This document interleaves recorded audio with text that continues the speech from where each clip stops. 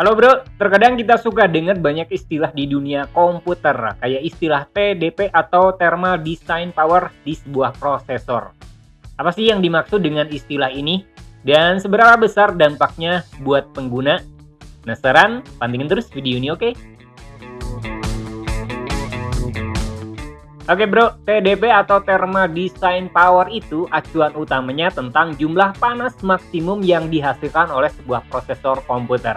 Entah itu CPU desktop, CPU laptop, atau juga GPU yang ada di kartu grafis, chipset utama yang ada di kartu grafis. Nah, TDP itu biasanya diukur dalam watt, dan itu juga bisa mewakili konsumsi daya. Jadi istilah kalau lihat TDP tentang itu juga bisa mengacu pada konsumsi daya, istilah ini juga benar adanya, walaupun nggak sepenuhnya benar. Lihat TDP juga bisa memastikan atau bisa jadi acuan utama tentang pembuangan panas yang perlu ditangani oleh sistem dingin, kayak CPU cooler. Nah, hal tersebut bisa memastikan pengoperasian yang lebih stabil. Jadi, memahami tentang TDP lebih detail itu juga bisa ngasih manfaat ketika nanti kalian mau beli CPU cooler yang ideal buat sebuah prosesor. Entah buat prosesor desktop, kalau laptop mungkin udah bawaannya ya.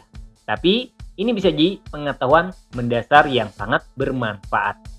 Jadi intinya TDP itu bisa ngasih tahu seberapa banyak panas yang bakal dihasilkan prosesor saat sedang bekerja keras. Nah, itu penting buat ngebantu pengguna memahami berapa banyak pendinginan atau seberapa besar pendinginan yang diperlukan buat ngejaga sistem bisa berjalan dengan baik dan suhu tetap adem. Nah, hal tersebut berkaitan dengan semakin tinggi TDP, maka akan lebih banyak panas yang dihasilkan.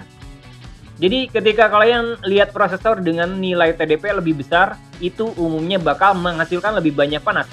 Dan biasanya butuh solusi pendinginan yang lebih powerful. Contoh paling nyatanya sih ketika kalian lihat kelas dari sebuah prosesor. Misal dari AMD nih, ada Ryzen 9 7950X. Itu punya TDP sekitar 170 watt. Nah, TDP yang besar ini bisa jadi indikasi kalau panas yang bakal dihasilkan juga bisa sangat tinggi. Nah, dulu Mang Udok juga pernah nyoba prosesor ini dengan cooler yang cukup powerful, Noctua, seri Noctua sama Ayo 360. Dan suhu rata-rata saat sedang kerja tinggi, pakai cooler yang powerful juga, suhunya rata-rata masih tinggi, sekitar 90 derajat Celcius. Nah, intinya ngelihat TDP juga bisa bermanfaat saat kalian memerlukan pendinginan yang lebih baik. Semakin besar TDP kan tadi dikatakan semakin tinggi. Jadi ketika kalian ngelihat TDP sebuah prosesor udah di atas 100, maka pilihan cooler yang bakal dibeli atau perlu dibeli itu minimal harus memenuhi standar buat TDP tersebut. Nah, sebaliknya nih bro, prosesor dengan TDP yang lebih kecil itu jadi indikasi kalau panas yang bakal dihasilkan itu nggak sebesar dengan prosesor TDP tinggi.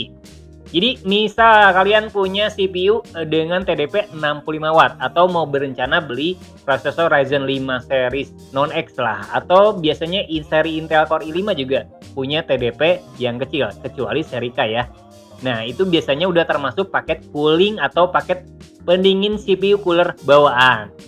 Indikasi kalau panas yang bakal dihasilkan juga nggak akan sebesar seri Ryzen 9. Rata-rata kalau beban kerja penuh nggak lebih dari 80 derajat Celcius dan terhitung aman.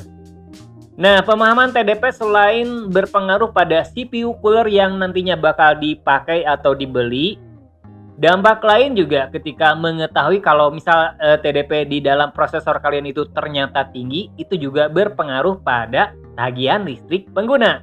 Kalau kasus lain di CPU laptop, biasanya itu berdampak pada pemakaian baterai yang lebih cepat atau lebih banyak terkuras, khususnya dalam urusan masa pakai baterai.